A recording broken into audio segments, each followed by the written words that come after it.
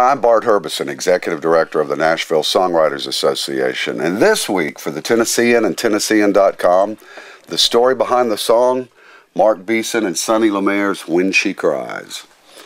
You know I love this song. Yeah. You know I love this song. Tell me about the writing of the song, the idea. Do you remember the day in the room? I do.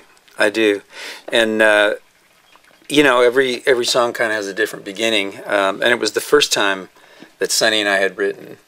And he had, he's in the band Exile, and it's actually still touring. And he and his band had given me my first cut and my first single.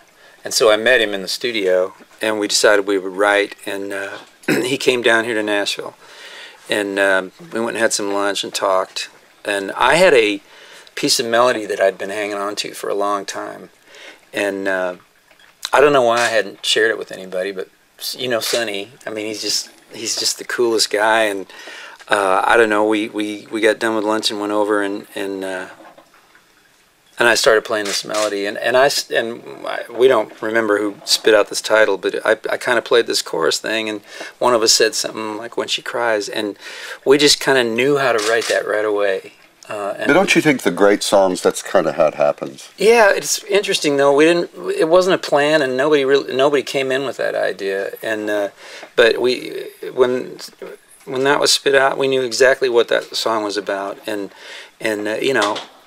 You can have your own dream. It's one thing to deal with everything that you have to go through, but when you drag somebody else into your life, and especially in the beginning when there's really nothing to believe in, that was really the heart of that song. And you want to be able to be successful for somebody who shows faith in you early on like that. And well, I think that's what it was about. I call it the da-da-da-das.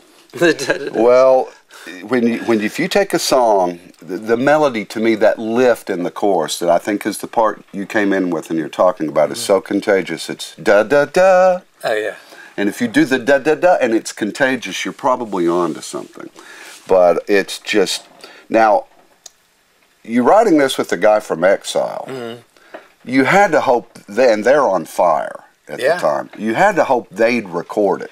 Well, then not only that, but it was a few weeks later I went up to Lexington where they all lived, and we demoed it up there, and those guys played the demo. I know. So, but they weren't in recording mode at that time. So it just, and I'm not sure if they did another record after that or not, but it kind of, you know, like happens. It laid around for a little while, and I was trying to get a record deal, and I had played that song a couple times and didn't get any bites, and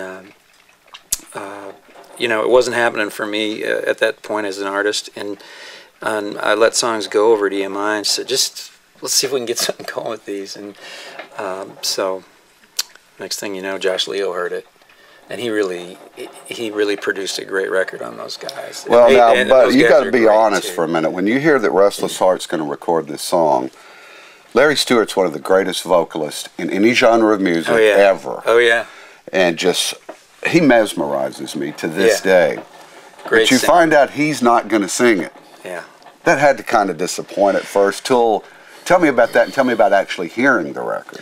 Well, it's interesting because I didn't have enough cuts at that point to not be excited. Okay. You know, I was excited that anybody wanted to cut one of my songs at that point. And it was the drummer, his name was? John Dietrich. John, that's right. And I hadn't met any of those guys. I just knew that I loved those records. And as a matter of fact, I had never really thought about coming to Nashville, and a door opened for me here. But in the late 80s, I started listening to the country station out in L.A., and I remember Shenandoah and Restless Heart. I would hear those records and go, man, if they're making that music in Nashville, I could do that. I want to be there. So it holds a distinction that few songs in the history of this great songtown ever got. Talk about the big awards. Almost simultaneously. Well, it won the ASCAP Country Song of the Year in one year, and then the next year it won the ASCAP Pop Song of the Year. So it was. I think there was a lot of people that were really sick of that song, which is the songwriter's dream. Well, it's had a long shelf life. You know, I'm obsessed because I think it's time for it to be re-recorded, and I'm not a song plugger, but I'm constantly reminding people of the greatness of that song. I just love the way you think, man. Well, it is. It's a timeless song, as great ones are. You and I went to Washington, D.C. to do some songwriter advocacy, and I had a really cool moment. You're like, I don't know if these people will know that song. It was the ringtone on a congressman's phone when we walked into his office. How cool was that? Yeah, he was. I think it was Heath Schuler, the former quarterback of Tennessee. And he was at UT at the time when that song was a hit. And I played the song, and he pulled his phone out because this was my wife and my favorite song. That's great. And you know what else it was great is Congress is populated by a bunch of 20-something staffers. And in every office, we must have done 20 appointments. They were singing along with that song, at least the chorus to it. Yeah. And finally, that's just one of those songs that's so personal. There have had to be dozens and dozens of people that came up to you and told you stories about how that song intersected with their personal relationships, their love stories. Oh, man, it's I had something happen to me up in Chicago. My sister at the time was working for a big corporation in Chicago, and I had gone up to visit her, and I'm dressed in my songwriter attire, and I show up this office, and I've got my jeans and T-shirt, like I dressed up today, and then I walked in, and there's all these people in suits walking around, and I just kind of snuck into her office, and she had to go run something before we went to go to lunch, and so I'm sitting there, and this really dapper, kind of middle-aged guy kind of walks by the door, and he comes back and he leans in. He goes, "Are you Holly's brother?" And I said, "Yeah." And he came in, and he said, "Well, I'm so-and-so." And he said, "I'm the vice president of marketing for," it was a major company.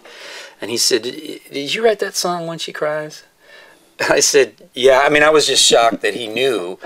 And, well, I'm sure my sister was bragging all over the building, but he said, "That song saved my marriage." He said, I was taking my wife for granted, and that song made me think I needed to pay more attention to what was going on. And I was floored. I mean, you don't think about that when you're writing a song. You don't really think about effect a song will have on somebody, and it really hit me then, the power of music in general, and I remembered how many songs that affected me really powerfully when I was younger. Well, that song is so emotional and moving. And you're one of the best performers in this great songwriter town. So let's hear a little bit in a second of this week's story behind the song for the Tennessean and Tennessean.com, Sonny Lemaire and Marc Beeson's When She Cries.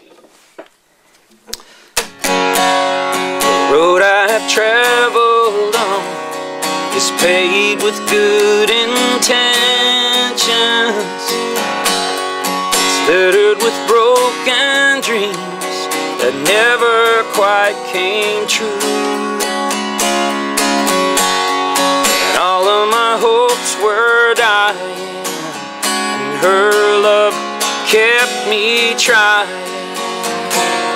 And she does her best to hide the pain that she's been through. When she cries at night, and she does